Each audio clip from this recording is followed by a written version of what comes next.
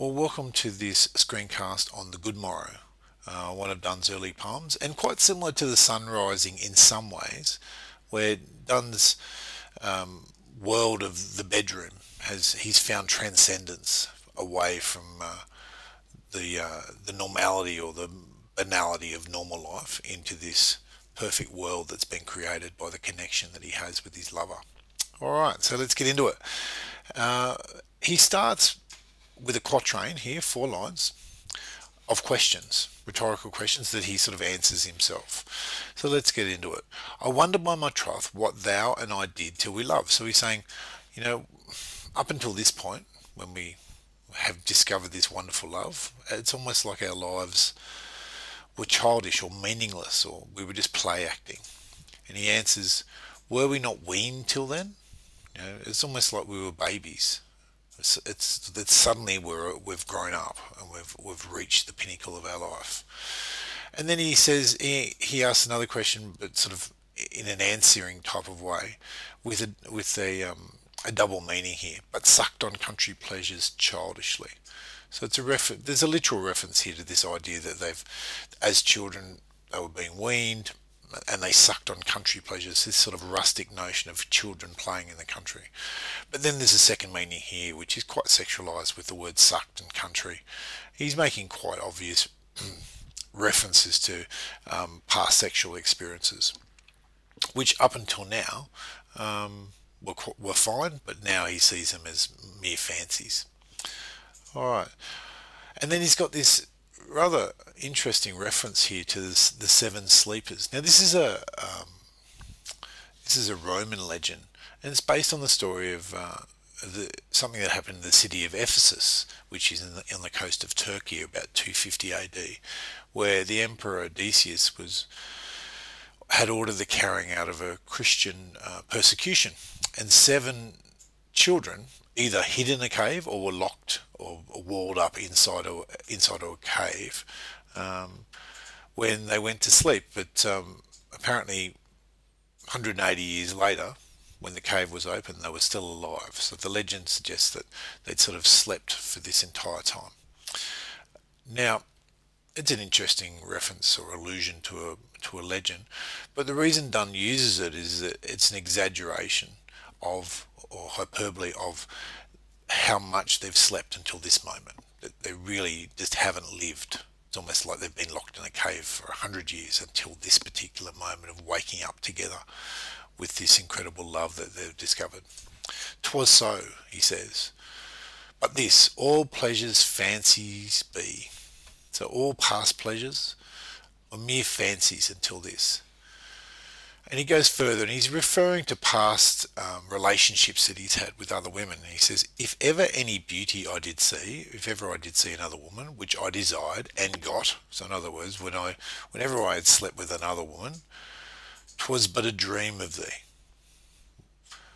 So that experience, although pleasurable, and were just mere fancies, nothing compared, just a mere dream compared to the reality of waking up with his newfound love. Now we move to stanza 2, and it says, and he says, and now good morrow to our waking souls, which watch not one another out of fear. So he's suggesting now that what he has in terms of the connection with the woman in his bed is far greater than any of the previous fancies and pleasures that he's had with other women. This is moving from the erotic and the sensual to the spiritual, because he's talking about the fact that his soul has woken, and it's not just his soul, it's her soul as well. There's an assumption here that they're both feeling this amazing connection. So, and now good morning. It's almost like they're waking up to their real lives, to the lives that they've meant to have. And the stanza that's come before, which has been a reference to his past life or their past life, is a mere introduction. This is what the poem is really about. And this second line here in the introduction, in the second stanza, is which watch not one another out of fears, and he's suggesting that there's no fear between them, that their connection is so pure, that they are so trusting of each other, that they're so open with each other that there's no fear, there's no sense of fear between the two, which is often can be death to any relationship if there's a lack of trust, or if one person fears being truly honest with the other. And this is what he's referring to, this incredible honesty that they can have with one another so that they don't fear each other at all. For love, all love of other sides controls. So he's saying that their love controls the love of anything else. They could love ice cream. They could love the city of London. They could love a beautiful sunset. They could love anything. But the true love, the real love that they're feeling, controls everything else. And for this reason, it makes one little room and everywhere. And this is where we get a connection back to sun rising, with this idea of the microcosm of the bedroom is everything. And everything outside that, the macrocosm of the world, is subservient or subordinate to the true love that's inside that room. Good. And then that's the end of the quatrain there, that 4 lines. And then we get into the final 3 lines here. And we get what we call anaphora here, which is a repetition, that's anaphora, repetition of the same word at the start of the line, 3 lines in a row, all right, of the poem, or a series of lines. So let's read it. Let sea discoverers to new worlds have gone. Let maps to others, to other worlds on worlds have shown. Let us possess one world. Each hath one and is one. So he's saying, he's moving on from this couplet here where he's talking about the fact that the microcosm of their bedroom is everywhere and everything else is subordinate to that, by saying that, these map references and discovery references, which are also in the sun rising, is the idea that the whole rest of the world can be discovered, but this, explorers can take off everywhere and map the entire world and explore where they like. But really, the only thing that's worth exploring is inside the bedroom. And this line here, let us possess one world, each hath one and is one, is a reference to the fact that they both want to explore each other. That idea that the incredible spiritual and sexual connection that you can have with someone, where you want to explore the depths of each other, both physically and spiritually. So the idea that others can go and explore the world and they can make their maps, the only real world and the only real discoveries that is important to done is in his bedroom. Okay. And then we move on and we get this fairly mixed stanza to finish off, which is not unlike Sun Rising as well, where he's got the syllogism at the end. And he says here, and it starts with a fairly prosaic line about the fact that they can see each other in each other's eyes, and that their love is quite earthy and plain, in terms of the integrity of it.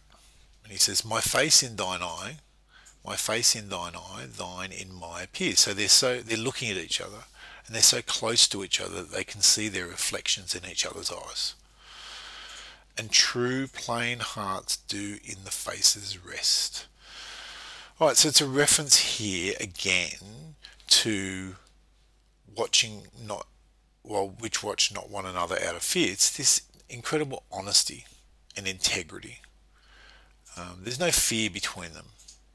Plain hearts. Everything is laid bare. True plain hearts. There's no artifice here. There's no putting on a bit of a show for your lover to try and pretend that you're someone that you're not. This is just laying it bare. And they've reached that point of connection where they don't need to do anything but just be each other. All right, and when that is something that can be truly beautiful, and he continues that on with this conceit about these hemispheres, right? That each of them is one half of the world. So where can we find 2 better hemispheres? So again, this scientific reference to the age of discovery and maps and so forth. And there's a reference here to being two parts of one world, right? So therefore, to be whole, you need to be connected. And there's a really interesting little line that follows here, which is reasonably difficult to work out, but they make the two of them come together into a hemisphere, into a sphere. All right? So the hemisphere being half a sphere, they join together to make a perfect sphere. Again, similar to sun rising, without sharp north. Now you got to remember that this is northern hemisphere, right? So the idea of sharp north is the cold, wintry North Pole, without declining west. This is the idea that the sun going down in the west and the close of day.